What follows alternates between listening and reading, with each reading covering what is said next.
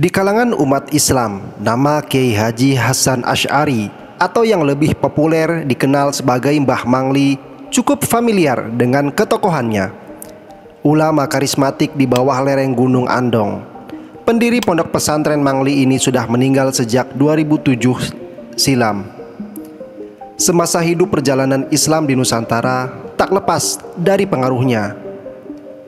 Berdasar cerita yang beredar di masyarakat, Kiai Haji Hasan Asy'ari atau yang lebih dikenal dengan Mbah Mangli bisa mengisi pengajian di beberapa tempat sekaligus dalam waktu bersamaan. Ia bisa mengisi pengajian di Mangli, namun pada saat bersamaan juga mengaji di Semarang, Wonosobo, Jakarta, dan bahkan Sumatera. Mbah Mangli di hari-hari tertentu sering mengisi pengajian. Majelis pengajiannya selalu dihadiri oleh banyak orang dan banyak jamaah yang datang dari berbagai daerah, yakni dari Magelang, Temanggung, Wonosobo, Ungaran, Semarang, Yogyakarta, Kendal, Batang, Pekalongan, Pemalang, Tegal, Demak, dan bahkan dari Jawa Timur dan Jawa Barat. Mereka datang ke masjid di Secang, tempat sang kiai berceramah mengisi pengajian. Sekalipun bukan seorang pengasuh pondok pesantren, namun Mbah Mangli adalah figur seorang kiai zuhud yang memiliki ilmu linuwih, seperti weruh sedurunge winarah, selayaknya seorang kiai yang dikenal sebagai waliullah. Keanehan sang kiai yang khariqul adat ini seakan menjadi cerita yang tiada habisnya. Setiap orang memiliki cerita berbeda perihal karomah sang kiai ini. Diperoleh keterangan bahwa jika Mbah Mangli mengisi pengajian di tempat pengajiannya, baik di desa Mangli maupun di Secang, ketika berbicara tanpa menggunakan pengeras suara, padahal pengunjung yang mengikuti pengajian sangat banyak. Mereka rela berdesak-desakan demi mendengarkan ceramah sang kiai.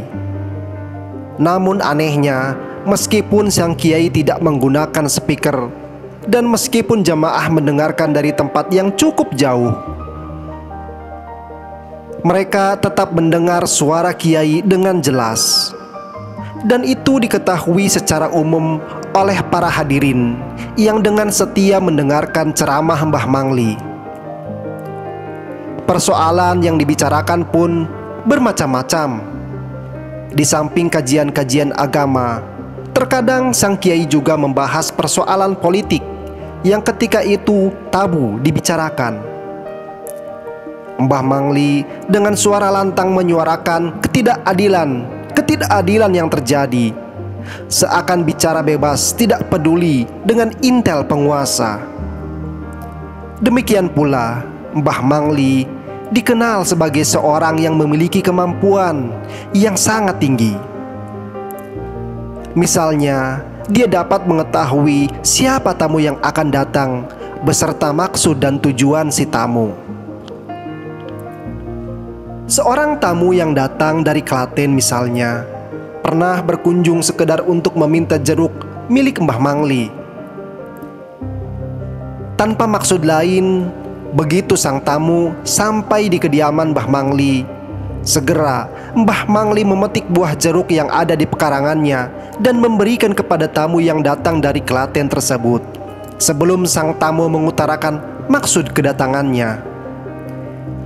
Suatu ketika tetangganya datang ke rumah Mbah Mangli menceritakan bahwa dia baru menanam kubis di sawahnya dan mohon berkah doa dari sang kiai. Alhamdulillah, kubis yang baru sampean tanam sudah bisa dipanen, ujar Mbah Mangli.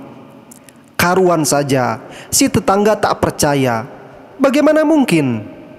Namun akhirnya si tetangga pulang juga menuju sawah yang baru saja ia tanami kubis.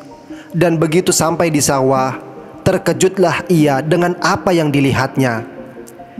Kubis yang baru saja ditanamnya ternyata sudah tinggi, besar dan siap dipanen. sebagaimana yang dikatakan oleh Mbah Mangli. Karomah lain dari Mbah Mangli adalah apa yang terjadi pada sahabat lamanya, Kiai Dimyati dari Bumen, Mojo Tengah, Wonosobo, yang lebih dikenal dengan panggilan Mbah Dim. Selain terkenal sebagai salah seorang kiai zuhud, Mbah Dim juga termasuk salah seorang penasehat spiritual Gus Dur. Bahkan ketika Gus Dur menjadi Presiden Republik Indonesia dan pada 31 Agustus tahun 2000 berkunjung ke pesantren Al-Asy'ariyah Kalibeber asuhan Kiai Haji Muntaha Al-Hafiz, Gus Dur menyempatkan diri untuk sowan ke kediaman Mbah Dim, walaupun tanpa direncanakan sebelumnya. Diceritakan bahwa setiap kali Mbah Dim perlu sesuatu, seperti perlu payung, perlu makanan, atau perlu minuman, dia hanya bilang kepada salah seorang keluarganya.